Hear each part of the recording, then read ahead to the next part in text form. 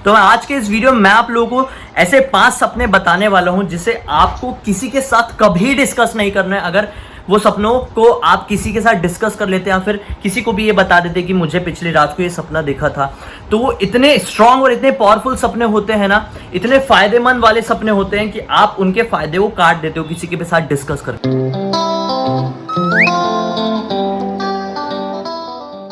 कल टकू तेरी यही हरकत के कारण पता है तेरे को काटने आए थे वहां पे, ये नहीं काटता, ये बेचारा सुधर गया आजकल। और ये देख तेरी यही हरकत कभी नहीं सुधरेगी। वो चुपचाप अपनी जगह जा रहा है, अपना काम कर रहा है जो उसको करना है। No no no no. Welcome back to my channel guys. दरअसल मैं ये बता रहा था कि कल की बात है, कल रात में जब हम लोग नीचे घूमने आए थे ना, तो टक्कू अपना हार्नेस छुड़ा के, जैसे देख रहे थे ना, ऐसे ही कूद रहा था और अपना हार्नेस छुड़ा के भाग गया था। और उसे भागने के कारण एक छोटा सा डॉगी है, उसने इसके ऊपर अटैक कर दिया था और इसको काटना शुरू कर दिया था। लेकिन इसने अपने आप को बचा के फिर इतना बुरा भागा, बहुत तेज़ भागा और हमारी बिल्डिंग तक पहुंच गया। फिर मैंने बड़ी मुश्किल से इसको पकड़ा। मतलब बहुत ज़्यादा मस्तीखोर होते जा रही है, बहुत ज़्यादा। थोड़ा सा भी चूकता ना, वो बिल्डिंग का गेट बंद नहीं रहता ना, तो ये बिल्डिंग से बाहर भाग सकता था। आज से दरअसल मैंने श्रीमद् भागवत पढ़ना शुरू कर दिया हूँ।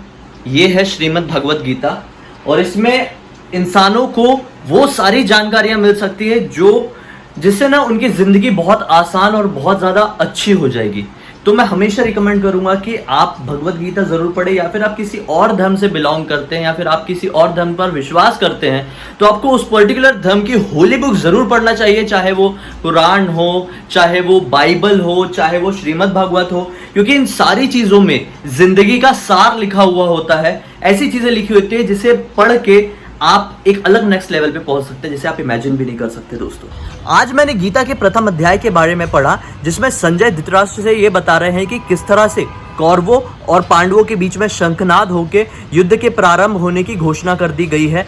और कौरवों में कितने और कौन पावरफुल लोग हैं, पांडवों में कौन और कितने पावरफुल लोग हैं। और फिर संजय धृतराष्ट्र ये बताते हैं कि अर्जुन के मन में किस तरह से ये भावना है कि युद्ध करना बहुत ज्यादा गलत है, क्योंकि यहाँ पे जितने भी लोग हैं ये मेरे ही लोग हैं, ये मेरे ही परिवार के लोग हैं, और मैं अपने परिवार वालों से युद्ध करूंगा, उनका वध करने की कोशिश करूंगा, तो मुझे नर्क की प्राप्ति होगी। इस वजह से अर्जुन भगवान श्री कृष्ण को ये कहते हैं कि युद्ध स्टार्ट करने से पहले मेरे रथ को रणभूमि के बीचों बीच लेकर चलो। मैं देखना चाहता हूं कि मेरा युद्ध किससे होने वाला है और मैं किससे फाइनली सही तरह से युद्ध करूंगा। तब भगवान श्री कृष्ण उस रथ को सचमुच में बीच में लेके जाते और कहते हैं कि देखो, ये सब तुम्हारे ही लोग हैं, तुम्हारे ही दादा, तुम्हारे ही मामा, तुम्हारे ही चाचा, ये सब तुम्हारे ही भाई हैं। अब तुम्हारा ही इनसे युद्ध होने वाला है। इसी के साथ प्रथम अध्याय की समाप्ति हो जाती है। मैं सेकेंड एपिसोड में, यानी कि अगले वीडियो में, ये सेकेंड अध्याय के बारे में जरूर बताऊंगा। और मैंने ये डिसाइड किया हूं कि आप लोगों को ना अब रेगुलरली मैं गीता के बारे में डिस्कस करते रहूं आप लोगों से, आप लोगों को बताते रहूं, जिससे मुझे ऐसा लगेगा कि चलो मैं तो कुछ अच्छा काम कर रहा हूं, मैं पढ़ रहा हूं, तो मैं अपनी नॉलेज सबके साथ शेयर तो कर रहा हूं। पिछले काफ़ी दिनों से काफ़ी सारे लोग मुझे इंस्टाग्राम में मैसेज कर रहे हैं और ये कह रहे हैं कि सर प्लीज़ हमें सपनों के बारे में बताओ। तो मैं आज के इस वीडियो में मैं आप लोगों को ऐसे 5 सपने बताने वाला हूँ जिसे आपको किसी के साथ कभी डिस्कस नहीं करना है। अगर वो सपनों को आप किसी के साथ डिस्कस कर लेते हैं या फिर किसी को भी ये बता देते कि मुझे पिछली रात को ये सपना देखा था, तो वो इतने स्ट्रांग और इतने पावरफुल सपने होते हैं ना, इतने फायदेमंद वाले सपने होते हैं कि आप उनके फायदे को काट देते हो किसी के साथ डिस्कस करके। ऐसे सपनों को अपने परिवार वालों, अपने किसी के साथ भी शेयर नहीं करना चाहिए। दोस्तों, सबसे पहला और सबसे इंपॉर्टेंट सपना कौन सा होता है मैं बताता हूँ। सबसे पहला सपना ये होता है कि आप सपने में कोई प्राकृतिक चीज़ देखते हैं। आप अपने आप को सपने में किसी प्राकृतिक या फिर नेचुरल चीज के बहुत ही नजदीक पाते हैं, यानी कि आप किसी नदी, समुद्र, पहाड़, झरना या बारिश के आसपास हैं या फिर बारिश में भीग रहे हैं। दोस्तों, ऐसा देखा हुआ सपना सीधे सीधे ये आपको बताता है कि फ्यूचर में आपके साथ कुछ बहुत ही अच्छा घटने वाला है, कुछ बहुत ही अच्छी न्यूज़ आने वाली है आप लोगों के पास। तो ऐसे सपने को कभी किसी के साथ शेयर मत करो, क्योंकि स्वप्न शास्त्र के हिसाब से अगर आप सपनों को किसी के साथ डिस्कस करते हैं ना, तो उसका प्रभाव तुरंत कट जाता है। दूसरा सपना कौन सा होता है? दूसरे सपने में अगर आप कभी भी कोई सांप को देखते हैं, सांप के सपने बहुत ही ज़्यादा डरावने होते हैं, तो कभी भी आप सपनों में सांप को देखें ना, तो घबराइए मत।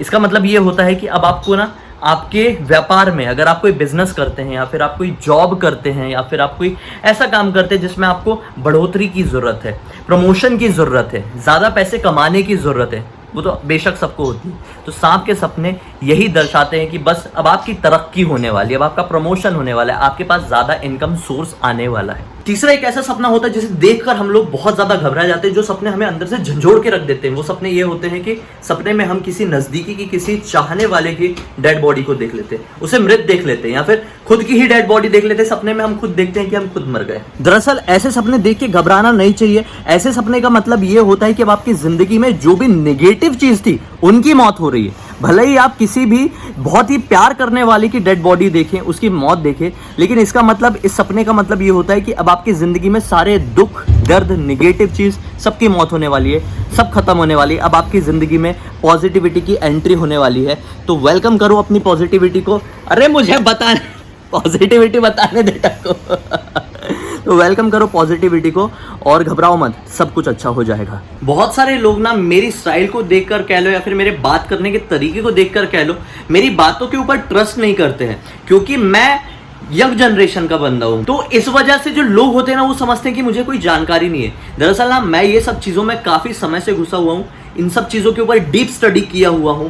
मैं गीता पढ़ता हूं, जैसे आप लोगों को बताया। मैं इसी तरह के और भी पुराण और शास्त्र पढ़ा हूं, और मेरा अगर ये रहन सहन का तरीका है, अगर मैं इस तरह से रहता हूं, तो इसका मतलब ये नहीं है कि मुझे इन सब चीज़ों में जानकारी नहीं होगी, इन सब चीज़ों में इंटरेस्ट नहीं होगा। इसलिए जो कोई भी जानकारी मैं आपको दे रहा हूं, बहुत सीरियसनेस के साथ दे रहा हूं मन में, और जो भी मेरा जो तरीका है, ये मेरा तरीका है, मैं ऐसा ही हूं, इसलिए मैं आपको ऐसा दिख रहा हूं। पानी भी खत्म हो गया, पानी मुझे बुलवाना है। दरअसल पता है, कल हम लोगों ने ना सैंडविच खाए, होममेड सैंडविच। मैं आप लोगों को दिखाने का सोचा था, लेकिन कल मूड इतना ज्यादा अपसेट था ना, इतना ज्यादा टेंशन था ना दिमाग में, कि आप लोगों को दिखा ही नहीं पाया। मैं पूरा प्रोसेस भी मैं दिखाने की सोचा था, लेकिन हो ही नहीं पाया प्लान, क्योंकि ना क्या हुआ था, टक्कू के साथ ये सब हो गया, तो एकदम मन में सैड होने लगा, और मैं पानी बुलवाना था, मैंने पानी तक नहीं बुलवा पाया। अब बहुत सारे लोग ये बोल रहे होंगे कि मैं बाहर से पानी की बोतल क्यों बुला रहा हूँ, तो मैं उन लोगों को बता दूं, भाई अगर आप मुंबई में रहते हो तो आप लोगों को बाहर का बिस्लेरी का पानी पीना ज़रूरी है, क्योंकि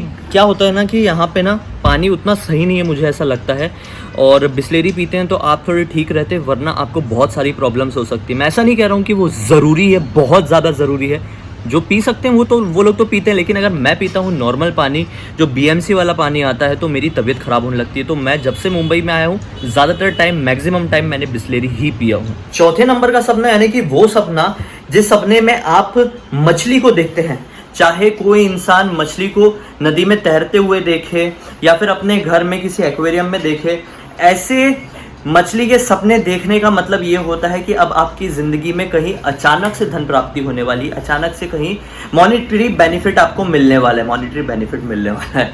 खैर, पांचवें नंबर का वो सपना होता है जिस सपने में आप भगवान को देखते हैं। बिल्कुल सही सुना दोस्तों आप लोगों ने, भगवान, चाहे वो कोई भी भगवान हो, किसी भी धर्म के ईश्वर हो, अगर आप उसे अपने सपने में देखते हैं तो ऐसे सपने कभी उनसे डिस्कस, अपने परिवार वालों से डिस्कस नहीं करने चाहिए, क्योंकि ऐसे सपनों का सीधा सीधा मतलब ये होता है कि अब आपकी जिंदगी में कुछ ऐसे बदलाव आने वाले हैं जिनका आप इंतजार ना जाने कितने समय से कर रहे थे, और ये बदलाव आपकी जिंदगी में एक यू टर्न ले लेंगे, मतलब आपकी ज़िंदगी में एक यू टर्न ला देंगे, जिसकी मदद से आपको बहुत ज़्यादा फायदा होने वाला है। मैं किसे बताऊं, इसे मैं वर्ड्स में एक्सप्लेन नहीं कर सकता। आप जस्ट इमेजिन करो कि आपको किसी भगवान ने दर्शन दे दी, वो रियल ज़िंदगी में आपको नहीं दे सकते थे, क्योंकि आप उनके तेज को बर्दाश्त नहीं कर सकोगे, इसलिए सपनों की मदद से वो आपके सपने में आए और आपको ब्लेस करके गए। तो कितना फायदेमंद सपना होगा, आप खुद सोचो।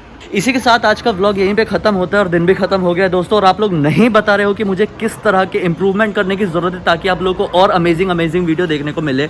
और बस अगर आपको वीडियो अच्छा लगा है तो इस वीडियो को लाइक ज़रूर कर देना, चैनल को सब्सक्राइब करके बेल आइकन को दबा के ऑल के ऑप्शन में क्लिक करना। अगर मुझे पहली बार देख रहे हो तो इंस्टाग्राम की लिंक इस वीडियो के डिस्क्रिप्शन बॉक्स में क्लिक करके डायरेक्टली वहाँ पर पहुँच जाना। हम लोग हमेशा जुड़े रहेंगे। कल फिर से मिलते हैं। अरे शाम को यूनिक वीडियो देखना मत भूलो। तब तक के लिए बहुत बहुत धन्यवाद।